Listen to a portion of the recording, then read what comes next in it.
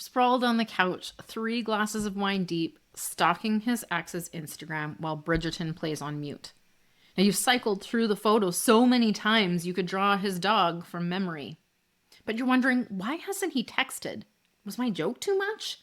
Does he even like me? Now, your thumb's hovering over his contact torn between play it cool and send a meme and pray. Now, let's cut through the noise. You're not desperate. You're just starving at a buffet of crumbs.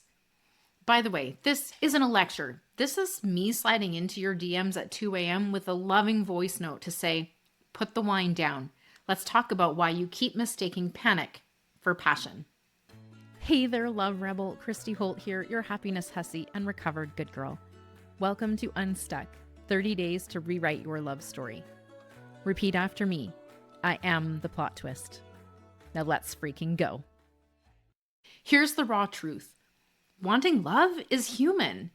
Needing it to survive is trauma. And trauma makes us cling to certainty, hence the late night scrolls, the overanalyzing, the obsessive replay of his last text. You're like a detective trying to solve a case with no clues, convinced that if you just think harder, you'll crack the code. But real connection thrives in curiosity, not control. You've been taught that love is something that you chase, like sprinting after a train that's already left the station. But chasing isn't connection. It's negotiation. Essentially, you're bargaining with your worth, whispering, if I give more, maybe they'll stay. But the truth is, they won't, because love isn't a transaction, it's a mirror. And right now, that mirror is reflecting back a lie, that you are not enough. Your type? Probably someone emotionally unavailable, right? The one who texts at midnight, but vanishes at sunrise. The one who say, I'm not ready for labels, but still expect you to act like their girlfriend. This isn't chemistry. This is a trauma loop. You're not broken. You're just stuck replaying old survival scripts written by a younger, frightened version of you. That flutter in your chest when he finally texts back, and the way that your stomach drops when he leaves you on red, that's not butterflies. That's your nervous system screaming. We're back in the fucking loop. Your body remembers every time that you've been ghosted, gaslit, or left on standby, and it's trying to protect you by sounding the alarm. This time, try this. 1. Name the craving. Next time you itch to text him, ask yourself, am I hungry for him or validation? And pro tip, if the answer is, I just want to feel chosen, feed that hunger yourself. More on that in a minute. Number 2, ground yourself. Put your feet on the floor and root them like you're rooting into the earth. Gripping the edge of the couch works well too. You're not a ghost. You are here now. And number 3, hum your favorite childhood song. Maybe it's You Are My Sunshine or the Muppets theme song. Either way, let the nostalgia remind you, I've survived harder things than his mixed signals. For today's rebellious assignment, we are going to build your soul menu, starting with appetizers. Tiny joys that spark delight, like sunsets that turn the sky cotton candy pink, thrift store treasure hunts where you find a vintage leather jacket for only $8, or dancing alone to Lizzo's Good as Hell in your underwear while air drying your hair. Next up, the main course. This is your non-negotiable nourishment. Weekly therapy sessions where you unpack why you'd rather binge Too Hot to Handle than respond to his dusty texts. Phone calls with your bestie who says you deserve someone who's all in.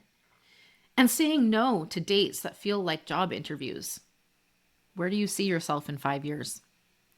Wrapping up the soul menu with your dessert. This is those guilty pleasures that require zero guilt. Reality TV marathons where everyone's messier than you. I mean, at least you're not getting fined for flirting. And extra cheese on pizza because life is just too short for cauliflower crust. Am I right? Next time you crave a hit of someone's attention, feed yourself first. Appetizer, main course, and dessert. Hunger isn't a weakness. It's a compass back to yourself. So stop begging for crumbs and build your own feast. Now, before we wrap this episode, let's add to your toolkit. Today's addition to the fuck it list is chasing crumbs. So write it down, scream it into your pillow, or burn it in a bonfire. That's all up to you. Next, head over to the Rebellious AF in Love playlist and catch Lizzo's Good as Hell for a little shakedown. You'll find the link below. If you're ready to ditch the crumbs and rewrite your love blueprint, join Love Reimagined, my program for women who are done settling with half-assed love. No toxic positivity, just truth. Together, we'll detox your relationship patterns, rebuild that self-trust, and turn your soul menu into a fucking feast. So stop begging and start feasting. In the next episode, why nice is the dirtiest word in your vocabulary and how to unlearn the good girl bullshit that's kept you small. Spoiler, boundaries aren't rude. They're love letters to yourself. I love you. Now let's go do some epic shit, shall we? If this hit like a 2 a.m. epiphany, do me a solid. Subscribe. Leave a hell yes below. Share this with someone who's done settling. And grab your plot twist toolkit at loveunstuck.com. Your love story is already rewriting itself. Now go choose yourself like your happiness depends on it, because it does.